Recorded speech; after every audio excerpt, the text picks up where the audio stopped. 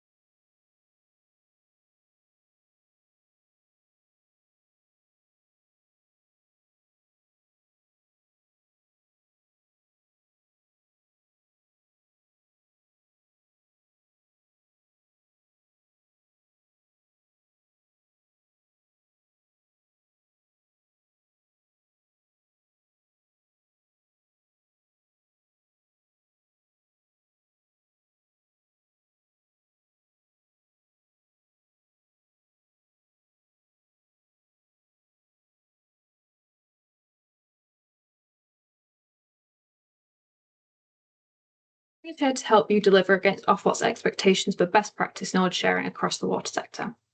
We're supporting delivery of the Water Innovation Strategy 2050 objectives, which are enabling the effective delivery and implementation of end-to-end innovation at the right pace through wider adoption of proven approaches, improving access to the skills, resources and knowledge needed to deliver innovation by making learning available across the sector, facilitating collaboration, reducing duplication and increasing knowledge sharing, allowing organisations to build on existing learning rather than repeating work that's already been done. Through our knowledge sharing service, we support the transfer of learnings from innovation projects to the wider sector, creating project legacy that helps innovators to identify and adopt the right solutions at a greater pace. We partnered with Ofwat, the economic regulator for England and Wales, to build a view of what best practice knowledge sharing looks like. Through this work, we came up with 6 best practice principles, which are to learn from what already exists before committing to innovation projects, target innovation insights to the right audience to meet our objectives, insights are regularly shared through multiple channels from day one of the project, sector knowledge is open and centralised, insights from both innovation successes and failures are shared, and people are empowered to receive and embed lessons from external sources. So today I'll share a little bit about the agenda for the session and introduce our speakers before I hand over to the team. We'll begin the session today with a project introduction by Steve Blanks, Emerging Tech Product Manager at Northumbrian Water. We'll then hear from James Sumption, CEO of Kohtari, and Amy Rayner, Product Manager at Kohtari, who will give an overview of the technology, before handing over to Natalie Deegan, Project Manager at Kohtari, to talk about the project progress and milestones. And finally, we'll head into a Q&A. Feel free to send us your questions at any point during the session, which will be answered in the upcoming Q&A section. You can submit them through the Mentimeter by scanning the QR code on the upcoming presentation slides, like you can see on this slide here, or by using the Mentimeter link we'll put in the chat. We are using Mentimeter to collect and manage questions today, so please submit them there rather than the Teams chat. We'll come back to these questions during the Q&A section later today. So without further ado, I'll hand over to Steve to give us an introduction. Thank you. Right, let me just bring my deck up.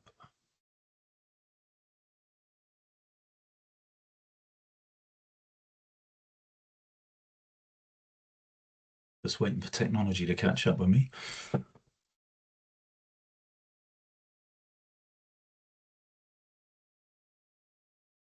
Can everybody see the deck? Yep. Good stuff. So, hi everybody, my name's Steve Blanks. I look after all our emerging technology projects in Northumbria Water. So, as many of you know, there isn't a week that goes past without the sector making the news. And it's fair to say we've been in the news fairly recently. I won't name any water companies, but needless to say, it's a week in, week out situation. But when it comes to inland watercourses, of course, when we're looking at those challenges, the Environment Agency have come up with a number of objectives through the WINEP programme. These include being able to quantify water quality impacts of our assets on watercourses, increasing stakeholder and public understanding of the impact of water quality. Because, if you live by a beach or you live near rivers, you'll obviously have some more concern than other people that don't. And also we're looking at things like informing improvement programs to meet our storm overflow discharge reduction plans. So this whole program is really about how we, reduce spills into watercourses, but then how we monitor it when it does go into a watercourse. And it's about obviously helping to inform regulatory action. So current legislation for inland watercourses stipulate the use of suitcase and sonde solutions in the form of kiosks, but these solutions pose some significant challenges to the whole sector. I mean, if you look at the capex investment costs, I think we're running into tens of billions of pounds to really do this effectively. The land typically that we want to access rivers isn't owned by the water sector, so we have to go for private land. Some of those places are completely inaccessible, as I'm sure many of you appreciate. And a lot of these sites, they're not really designed to support a kiosk solution. So you actually have to put concrete in the ground to support that particular piece of hardware going on the side of a riverbank. And then, of course, you've got to abstract water samples from the river using some sort of tube. And then you've got, in some areas, you've got complex mixing zones where you've got tidal currents if you're linking into an estuary, into an open water. And then, of course, when we're putting concrete in the ground, it's not great for our net zero goals. Putting, pretty awful stuff in the ground, really, in a natural environment.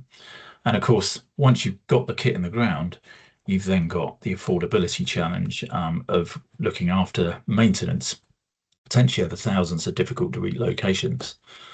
So when it comes to our coastal waters, although we do not currently have a requirement to monitor these environments, it's anticipated, however, through the next stamp and beyond, there'll be a greater onus placed on the water sector to undertake more frequent monitoring. However, even with current methods, and if you look at some of the current methods that we use to take water samples, and we, whether that's going out in waders with a can on the end of a pole to take that sample, once you've got that sample back, you then have to take it back probably to an inland laboratory, which is several miles inland. And then you've got the whole kind of wet chemistry aspect of analysing that sample. And then actually, if you want to go further out to sea and you want to use a boat, you see in the picture there, someone's reaching over the side of that boat with a container to take that sample. And then you've got to take it all the way back to the shoreline and then back into a lab environment. And then if we're looking at deploying some technology into the waters, obviously buoys are increasingly common. You have to anchor them to the seabed, but actually what they're not doing is they're not following dynamically a plume of pollution that might be moving around a water body. And we know there's a complex mixing zone out at sea. There's different tidal flows, top currents, undercurrents, etc.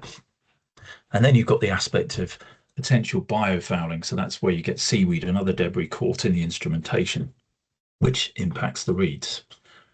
So more generally, there are also significant challenges around public concern and confidence in our coastal waters. Effective monitoring is difficult undertaking when you consider the dynamic nature of plumes that I've just talked about within a large body of water. Current monitoring is also infrequent, and scaling existing monitoring methods is simply cost prohibitive. And when you have health and safety and reliability of current water quality sampling methods, there are risks around potential cross-contamination, and alternatives to monitoring are extremely limited. And a few years ago, it was actually Ofwat's David Black that talked about the need more generally of the sector to innovate and come up with more innovative solutions. And obviously technology is a part of that, but our creative minds and thinking about things that are better, more sustainable and more frequent are the things that we focus on. So during just taking a step back a couple of years, 2023, 24, Northumbria Water started to look at the alternative, more innovative ways that we could harness new technology to monitor watercourses. And working in partnership with Kohtari, who are on the call today, and Skyports, who basically operate a flight management system for drones. We carried out a number of successful proof of concepts using drones as a way of increasing volume and frequency of monitoring. And using this 1.5 meter diameter wingspan drone that you can see on the slide, which featured a winch and a sonde that was dropped into the water. We ran a hugely successful trial carrying out over 20 monitoring missions a day over a 2-week period at Amble Estuary in Northumberland. And this trial highlighted the potential for a more dynamic and frequent monitoring solution. And actually the next challenge was to understand how and if this could be scaled up. So many of you will know we run an innovation festival every year, and I'm going to plug this year's. It's our 10th anniversary, running between the 6th and 9th of July. So register as soon as possible because it's filling up already, and it promises to be the biggest and best ever, with over 65 different sprints. So that's the plug over with. I'll now rewind back to 2024 when we this particular innovation festival was about the aptly named speed and scale. So we ran a week-long sprint, initially with the aim of finding innovative ways of improving drones' flight and their physical payload, because when you're flying in strong winds, it drains the battery. So is there a way that the drone could increase that flight time? But actually we decided that the sector, i.e. people that make drones, will take care of that, and they'll start to innovate in that space. And it quickly became apparent, however, that the real challenge in terms of scaling this solution was really about providing that basic infrastructure to allow drones to operate at the required frequency.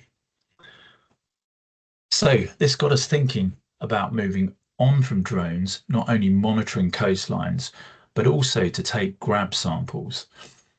And then what if instead of taking those samples and having them going back to an inland laboratory, what if we could have a mobile laboratory equipped with robotics and microbiological testing sited on the coast, which could take samples and provide rapid risk analysis for things like inferred levels of E. coli and other pathogens, the kind of stuff that beachgoers are most concerned about.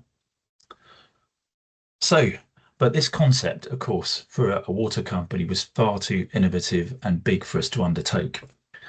So after some initial feasibility, so we got some funding after that event, we then formed a collaborative team, which James will go on to talk about in a bit more detail, and submitted an Ofwat transform bid.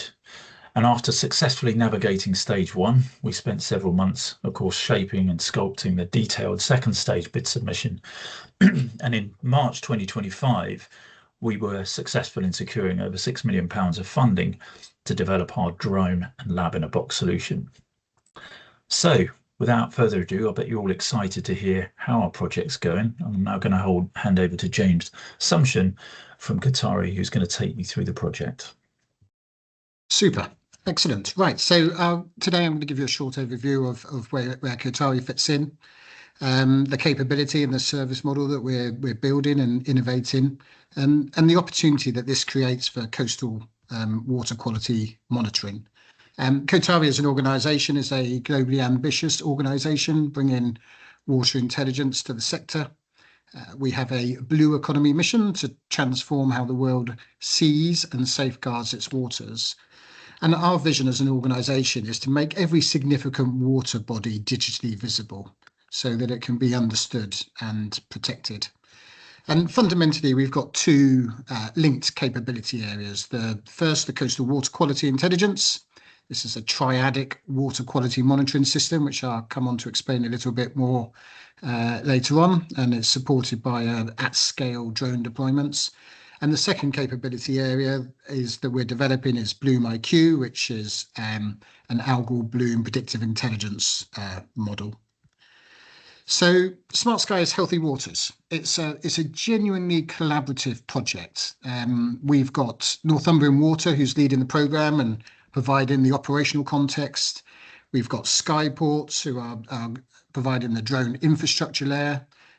Work very closely with Proteus Instruments and very much relying upon their tech to provide the real-time sensing. Newcastle University is supporting with tidal modelling and pollution risk forecasting. And Tharsis is our contract manufacturer up in the northeast and design partner who are providing the packaging and the robotics and the water grab capability.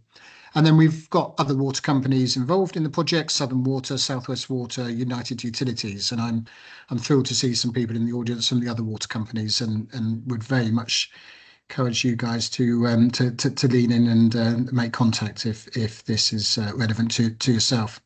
Kohtari's role in this is to be the service partner. We're fusing together the hardware and the data into a service that is that tells us what is happening, what it means, and in time what is likely to happen. As we heard from Steve, this project started as a conversation, like most things do, in 23, and May last year we secured the funding. And it's about, at its heart, it's about moving coastal monitoring from something that is often, as Steve showed, is often manual, sporadic, can be slow, can be expensive. And we want to move that into a repeatable and scalable intelligence service. So drones essentially range up and down the coastline, undertaking sampling, and that's twofold. That is real-time sampling, using Precious Instruments technology in a sonde, which we'll look at later, or taking a grab sample of water. And we'll look at that a little later, but one mission we can take 6 grab samples. That data then is immediately published into the cloud, but the physical samples are brought back to the lab in a box for rapid microbiology attention or testing. All those samples are made available to be transferred to an accredited lab.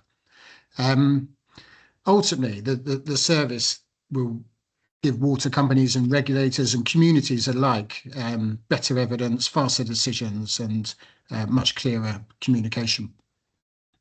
The workflow inside the lab in the box is the drone comes in.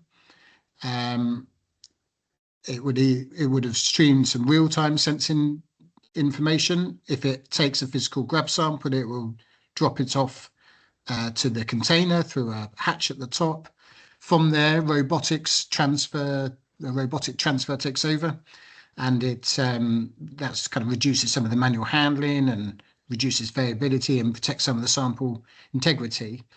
And then it has 2 routes. One is to a rapid micro capability, and one is to a transfer hatch for transfer to a UCAS accredited lab. And this is all controlled through a chain of custody app. So we've got full accountability through traceability and have the lineage all the way through. The rapid micro capability that we're working with at the moment, or Northumbrian Water is an organisation called Kohtari. That's interchangeable, that's modular. It might be that we would do some DNA sequencing. It might be that we use some other technology that is emerging. But the idea is with this is that we can give early risk indications within hours rather than days. And the Kohtari, not yet fully validated, but they are looking to evidence E. coli or enterococci, or fecal indicators, which are the contaminants of concern for bathers, arguably.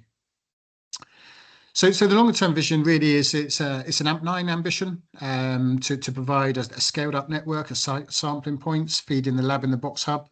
So here we've got Northumbrian Water's coastline. We can see an example where we have these lab in a box is depicted by the yellow pins, and then these green pins are CSO points. There's obviously a number of designated bathing areas along there.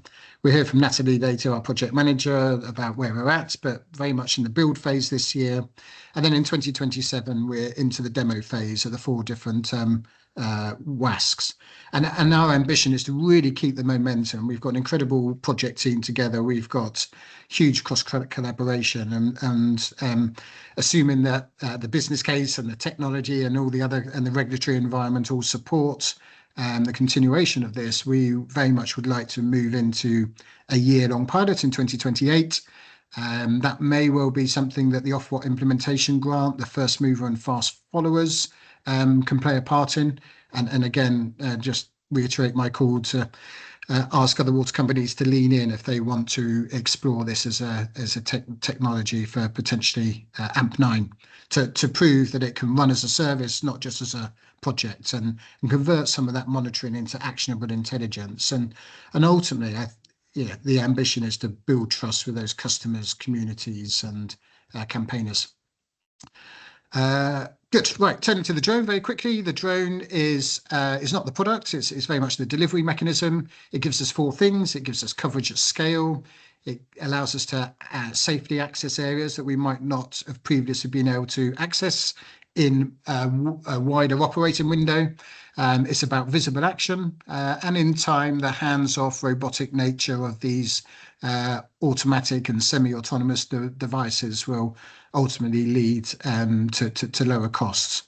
There's some information about the drone there, but essentially it can range for 17 kilometers and it can operate in quite a wide range of weather conditions. And essentially runs as a scheduled monitoring or as a reactive response when risk is building or incidents occurred. Right. 2 payloads, 2 scientific instruments. I'll just give you a quick flavour of those. The first one is the sonde. So working very collaboratively with Process Instruments there, we're taking existing tried and tested sonde technology and making it suitable to be paired to an airframe, a winch, and essentially the drone goes over to its waypoint, it hovers, it lowers this sonde into the water. The sonde has a period of normalization. It does some of its optical testing. It winches back up, sends those results back into the cloud. Absolutely world first capability, being tried and tested, and this project is very much putting in place the next version of that, which can have about up to 12 concurrent channels, 27 different parameters, and is a great piece of kit that is available from February next year almost.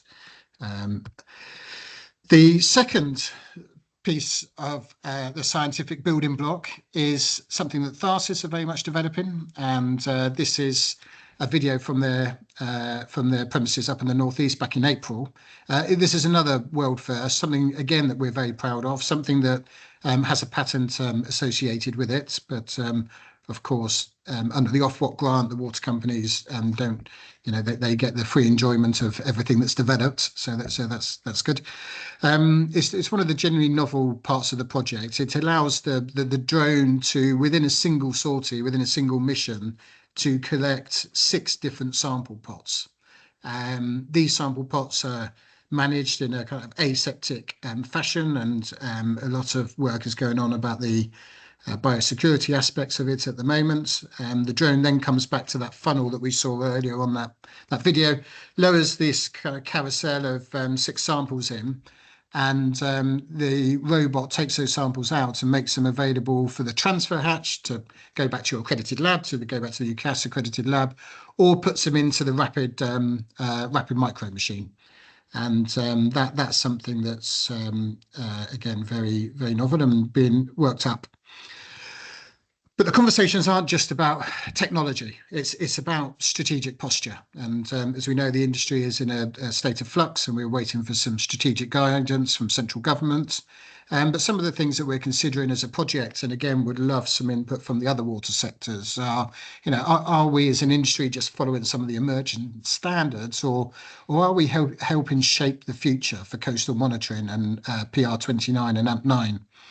And for coastal water quality monitoring, are we just limiting the scope to the impact of our assets and the CSOs, or are we looking at those designated bathing areas, or indeed the whole coastal system, and understanding that? And where does that responsibility lie? Is that with the Environment Agency? Is it with the water companies? How will that be divided up? And then once we've got the data, is this data going to be public informing, or is it just to help us operationally manage the good days and also manage the bad days? And then a posture for our demo even next year. Is this going to be a quiet demo, or is this going to be a visible commitment? Some of those things that we are thinking about. So I'll wrap up there to round off my section. the opportunity, I think, for us is not simply to fly more drones over the coast or to take more samples. The opportunity is to turn coastal monitoring into a hands-off, automated, trusted, scalable operational intelligence service. And I'll hand over now to Amy to show how, once we've got that data, what we're going to do with that. Brill, thank you, James. So hello, for those who don't know me, I'm Amy. I'm the product lead manager for Kohtari. So I sit between the users, the business and the technology, bring those aspects together and make sure that we've got a good market fit. I know I speak for the whole Kohtari team when I say we're really passionate about making sure that everything we're delivering to the water sector is really kind of maximising the benefits, both from an operational perspective and also for our users. So James has been through all of the different components of the solution. There's quite a lot of moving parts and we're getting a lot of data from all of those different components. So what we're doing at Kohtari is we're building 2 water intelligence platforms, and this will enable all of that data to be useful and meaningful for those who need it.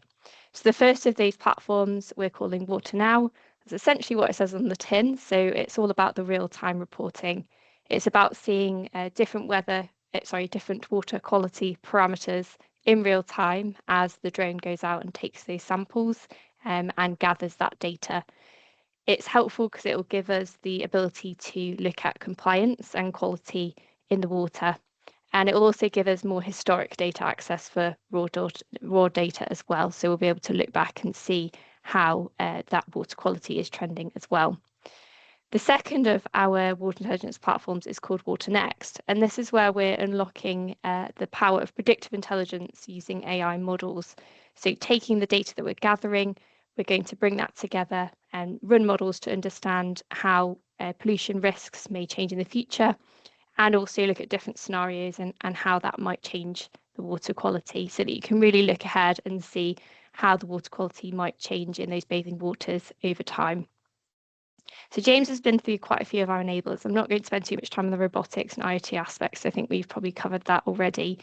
But just to highlight really in terms of the AI perspective, we're really keen that we align to best practice with building these AI models and also making sure that they're meeting things like ethical considerations. So our approach is aligned to ISO 42001, which sets out best practice in terms of building AI models.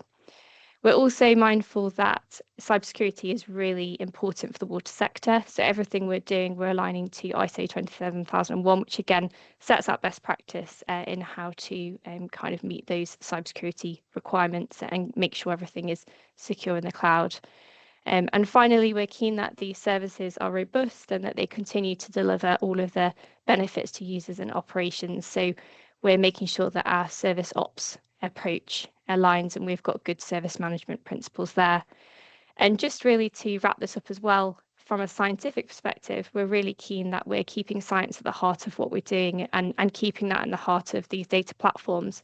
So we're working with our academic partner, which is Newcastle University, to make sure that everything we're building aligns with best science practice as well. So for now, I'm going to pass to Natalie, who's going to go through the project progress so far. So over to you, Natalie. And so where did we start? So the project formally kicked off in a very unique setting at the Innovation Festival in July 2025. In hindsight, looking back at it, it was the ideal situation to kick off a project and a project with obviously lots of levels of complexity and intensity as well. And it was a really good opportunity to bring together all of the project partners and customers and sponsors for a really intense 4-day hackathon. And there was a lot of outputs from that, which really laid the foundation for the project. And I absolutely believe that is why it is where it is today. And currently we are on track and on time according to the original plan, which is a good place to be, and long may that continue. And we're roughly just shy of a year into the project now. There've been a number of key milestones over the last 11 months. One of the key milestones was at the end of January, which was a conceptual design review. And this was an opportunity, again, to bring together all of the partners and customers and suppliers, really to look at those conceptual designs and to see how everything was coming together and present back. And you can see from the slide here, obviously you can see the drone and you can see the grab sample. Obviously the sonde was included on that, and that was a really useful session, and it helped us to kind of pass through that phase gate and push forward into the next phase. Just moving on. So where are we currently? So we've recently just passed through the functional design phase. So functional design completed at the end of April. Obviously, this is part of a wide 24-month project. We've now moved into technical design. And this is a really exciting but crucial stage of the project, because we're really getting into the nitty-gritty of actually what is it that we're going to build and ultimately deliver. So at the end of this phase, again, we'll be bringing together all of the partners and customers in a face-to-face environment again, and actually showing, you know, this is what the design is for each of the individual components and how those components will then come together as a system and as a solution as a whole. And the reason why this is so crucial is because if there's anything that isn't quite right in this phase, then obviously we're not able to move through to build. The progress that we're making through this phase is good, so I'm fairly confident that we'll be able to move through this phase and into build. One of the other key things in this phase as well is the design verification process. So we have quite a robust process in place and a testing programme over the summer where we're going to be testing the individual components, but also whilst we're testing them individually, we'll be also bringing some of those components together to test them collaboratively. So, for example, we'll be attending Skyport's Westcott facilities. We'll be able to test the drone with the winch and the grab sample, and also with the optical sonde, and then start to look at the data piece and where Kohtari come into that, and start to run some of the tests about how all the data comes together and works, particularly around the health checks of the individual components and the system as a whole. Once we move out of this phase, we'll move into assembly and build, which is a fairly lengthy phase. So that will start in August. It will run through to the end of Q1 next year. Once we come out of assembly and build, ultimately where we'll be aiming towards is to conclude the project really in June and July next year, in 2027. And that conclusion will be a series of demonstrations, and that will be the first 2 weeks in June will be on the northeast coast in Hendon, moving down to the south coast for Southern Water, across to the southwest with Southwest Water, and concluding the final 2 weeks in July, heading north to United Utilities.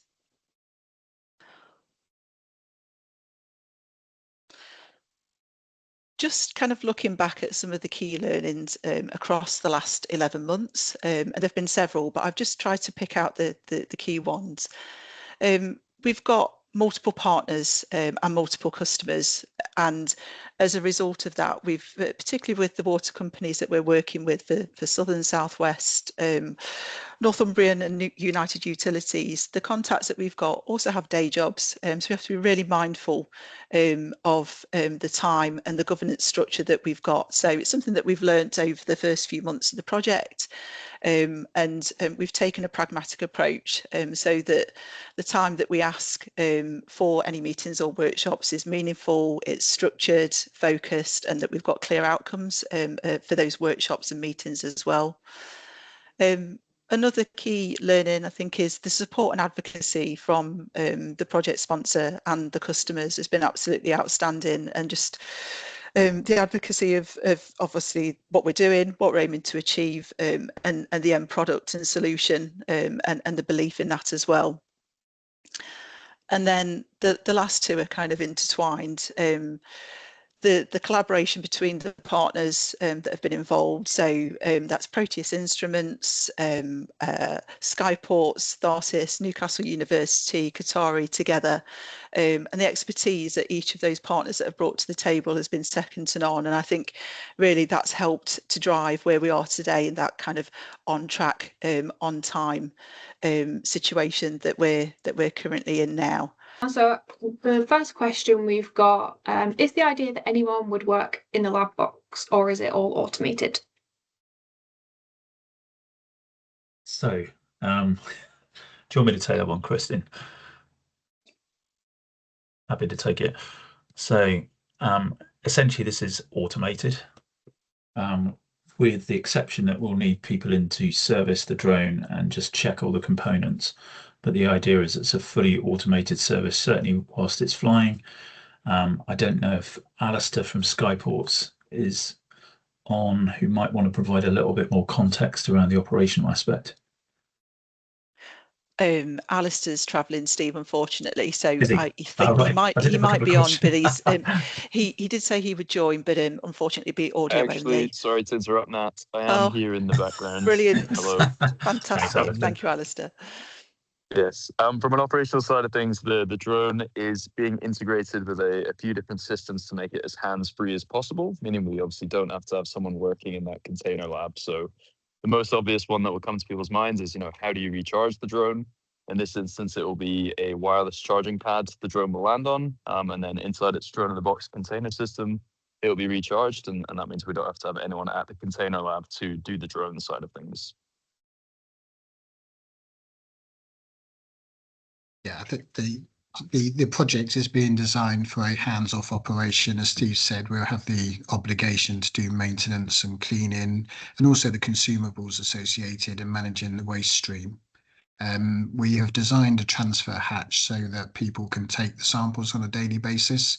That will kind of be a GMP airlock type arrangement. So the service will undoubtedly, at scale, have somebody that would round robin to every single location, either in a kind of planned maintenance visit or an unplanned maintenance visit, and there'll be some kind of service level agreement associated with that down the line. Thank you very much. So on to the next question. What permissions are needed for launch sites? It's definitely an Alistair question. Is indeed. Yes, so the drone regulation in the UK is governed by the Civil Aviation Authority. So each potential location we have needs to be risk assessed in accordance with CAA guidelines, and then a regulatory application has to be submitted to them to gain their approval to start operations. That's it at a very simple level. Thank you. I'll move on to the next one. Will the techno-economic case form part of the project, including the cost per sample versus traditional methods? Yes, is the answer to that. The business plan is being built alongside the development of the product, and one of the outputs is that we want to be able to put that business plan forwards. It's a interesting puzzle because it's very much defined by how frequently do we want to sample, and what areas do we want to cover, and do we want to employ a per sample cost model or a per month cost model. So we hope to have at least the first pass together for the financial aspects at the end of the project in the summer of 2027. In terms of the existing methods, we would do some basic analysis against that, but at the moment we don't have a great deal of insight from the Environment Agency as to what their sampling programme costs, which I think is about 20 samples per designated bathing area, roughly, as I understand it. So we have a bit of a blind spot there. And again, if there's people on the call that would like to contribute to that, then it would be great if we could do that comparison.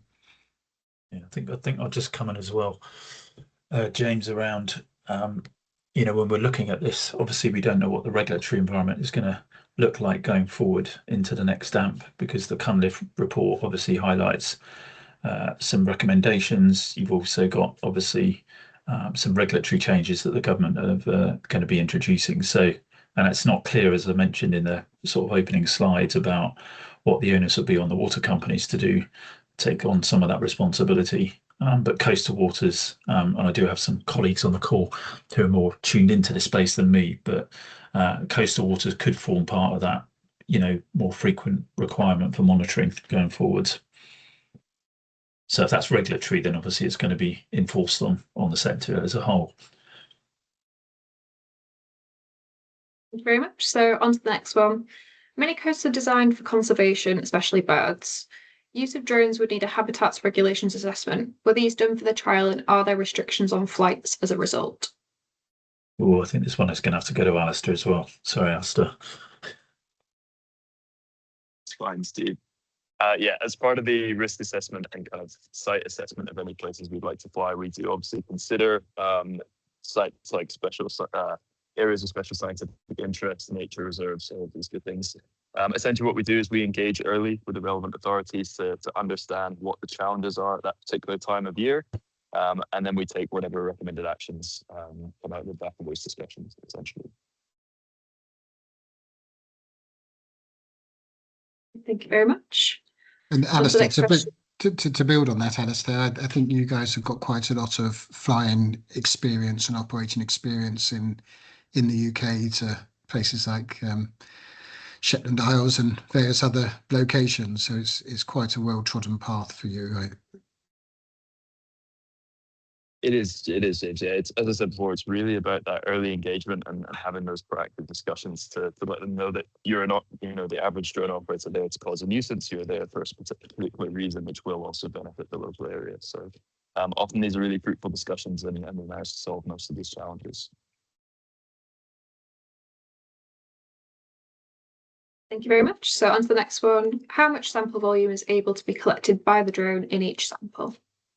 I can take that one, Kristen, and Lewis, back me up if needed. I was going to say, yeah, just let me know. Yeah, those. So of those 6 pots on the water grab sample, those are 50 ml pots, aren't they, Lewis? I think that's right. That's correct. Yeah. So there's basically 6 times 50. Yeah, that's what's in each one of those pots. Yeah, I think to add on to that as well, part of the interesting thing is that we can do any combination of sampling in that. So if you need a larger volume of sample from one location, we can just do multiple samplings at the same site to add that up to the total that you need, or we can go up to as many as 6 sites in one trip. But building on that, if I may, Kristen, the project's got a scientific advisory group that's got some people on board that have looked at this. One of the project challenges is systems of systems. Something called swapsies with drones. The size, weight, and power. Anything that is big on that is reduces your range and therefore increases the cost per sample up. So a big part of it has been trying to strike the balance between operationally what makes sense and from an economic point of view what makes sense.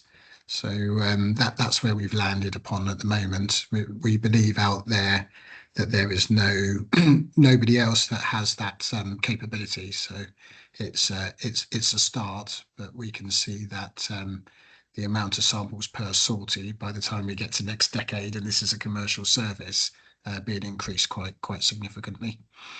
Yeah, you're absolutely right, James, and I think that is part of like our life cycle development for what would hopefully be future iterations of this, is improving that sample volume. At the moment, when we are fully loaded with samples for our water sampler, it's about 1/4 of the mass of the unit itself that it's just carrying in sample, but we'd be able to improve that ratio as time went on. Thank you very much. So moving on to the next question then. Is there technology within the SON deployment or grab sample to prevent going too deep or too shallow and compromising sample representativeness? I can answer that for the grab sampler. Yes, so it's designed inherently as a two-part sample where essentially the top half of it floats and the bottom half of it sinks. So essentially it sinks down to a mechanical limit that fixes it at a known height, which is about 30 centimeters at the moment. So yeah, once it goes into the water, it's fixed, and when it pulls back out with the drone's winch, it then retracts into a more compact unit that makes it safe and better handling for flight. Donald could probably pick up the real-time sondes. Yeah. I can do. Our setup on the sonde is a little bit simpler in that respect, in that we are a single part design that is designed to float on the surface of the water. I don't have the exact number of centimeters below the waterline to hand, but the I think current it's 30, design Donald. Sorry Also to interject. 30. Yeah. is also Yeah. 30. Fantastic. So yes, that will be the same every time in this current design. Thank you. I'll move on to the next question then. In terms of adverse weather, how does the system cope? And is the project cost effective for long-term deployments? I could start that response. And I think it links into another question that's going to be asked next, actually, about weather generally. I mean, the one thing I would say, because I live on the coast, my beach is literally 400 meters from my house, and I go there quite frequently. Now, the question is, when do you want to sample? You probably want to sample when it's calm waters, because that's when most people will be going into the water, either using it for paddleboarding or, going in the sea generally. I mean, obviously you get wakeboarders, you get people that use sort of wind-enabled devices, but generally speaking, most people will enter the water when it's calm and safe to swim. And if you want to go in stormy conditions, then obviously we're not going to fly a drone in a heavy storm, but then why would you go in the water in a heavy storm? So it's really relative to the recreational use that we're focusing on. I don't know if anybody else in the team wants to come in with any further comments on that. Yeah, the fascinating bit for the project, I think, is the drone has a really quite a big operating window. It can fly into gusting force 7s. There's a go no go decision that's made before the drone takes off. It can deal with some degree of precipitation, can go down to quite cold temperatures. So we think comparably to somebody in a boat, person in a boat, it probably has a bigger operating window. But one of the challenges or conundrums for us is that if we design it to fly in a force 5 wind, let's say, all of the time, the amount of battery power that it would have to use to go against that wind is quite significant. And then the sampling range up and down the beach is massively reduced. And then that has an impact on the cost per sample. So what we're looking to do is find that sweet spot versus operating window versus sampling footprint, which is ongoing at the moment, I would say. Thank you very much. So we've got a couple more questions. So next one is, can we adapt this technology for river monitoring as well? James?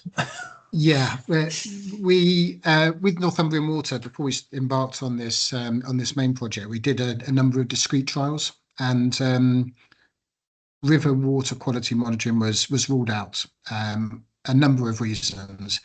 The regulatory environment CWQM section 82 of the Environment Act wants to have continuous water quality monitoring. So that is samples every hour or every 15 minutes during high risk events. The drone isn't compatible with that. So straight away, that's a kind of binary knockout event. Notwithstanding that, what we discovered in some of those early trials was that the river flow when it was raining was quite significant. Tides in the UK arguably don't really do more than 5 knots, maybe 2 or 3 knots in most places. But some of these rivers, the meters per second they were doing was quite significant. So what was happening was that the sonde was lowering into the water. The drone was able to hold its station, within whatever, 5 centimeters. But the sonde started to arc and started to surf and bobble around, and we couldn't get consistent readings. And then the third reason the rivers was dismissed as a use case was the flight risk from skyports was coming back too high with population density and vegetation and those kind of things. So that's why we pivoted solely to a coastal water quality monitoring use case. Thank I you think very I've much. covered everything there, Steve, have we? Yeah. I think so, yeah. On to the final question that we've got here then. So is there a risk that sampling campaigns are limited to times when weather is better? And could this skew the data collected? Is the risk different than for current coastal sampling? So, James, I think we partly answered the question about the weather, but I don't know if you want to tackle some of this question. Yeah, it's interesting. It's the continuous water quality monitoring program was very much looking at conductivity, dissolved oxygen, ammonia, and those aspects. We've been very much guided by the Royal Engineers report that came out for the Chartered Institute of Engineers, backed by Professor Tom Curtis, forwarded by Chris Whitty and others. And their concern in coastal waters is fecal indicators, enterococci and E. coli. How that's measured at the moment, in part by the Environment Agency, is at designated bathing areas. They might do 20 samples a year. So which seems incredibly low, and that's in one place going out with waders. So in a like for like type arrangement, that the drone's got the opportunity to go to a designated bathing area, do a triangle with those 6 samples and take those every single day. So it would be a significant uptick to that. There will be times when the drone won't be able to go out because of weather, but as we touched upon earlier, we've modelled that during the bathing season, and the days it can't fly, the no-fly days are a lot less during the off-bathing season. So again, a like for like against what the EA do is significant. But we're very cognizant that some of the real-time sampling that might exist on buoys for in situ sondes would give a much richer data set than our spot sampling. So I think where we're landing on is this is part of a blended solution. It's incredibly strong in certain areas, and it's arguably weaker against some other sampling requirements in other areas. Yeah, and I think it's that overall ecosystem of solutions, because this isn't the silver bullet, but this is just a number of tools in our armory which will give a better coverage of coastal waters. I think that's the key point here you're raising, James, is you've got buoys in the water which collect some sampling data, you've got other mechanisms like satellite data, and then you've got things like drones that can fly out. That should give you an overall picture of the sea and the coastal water impact on beaches.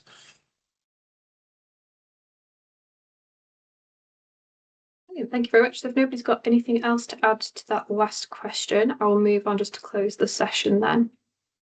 So we are now at the end of today's session. Thank you so much for attending today. We've really appreciated everybody taking the time out to find out more about this project, and thank you to the presenters who have done a great job today talking about the project. Just before you go, we'll be popping a poll in the chat to ask you how you found today's session, so please do fill that out to provide your feedback, as this will help us to shape future spring events like this one. On the screen, we've included a couple of QR codes which you can scan. The first one in green there will take you over to the Smart Skies Healthy Waters project page, where you can keep up to date with the project. You can also get in touch with the team. We've also included in blue there a QR code to sign up for Spring's mailing list, where you can sign up to receive automatic notifications for events like this one in the future. There will also be links in the chat if you can't scan these QR codes. And just to close off, we'll also reach out to you by email to provide you with the information from today's session, along with a case study in 1 to 2 weeks' time. So please keep an eye out for that update. So that's everything for today. Thank you so much for attending. We really appreciate your time. Excellent. Thank you. Enjoy the rest of the day, everybody. Cheers.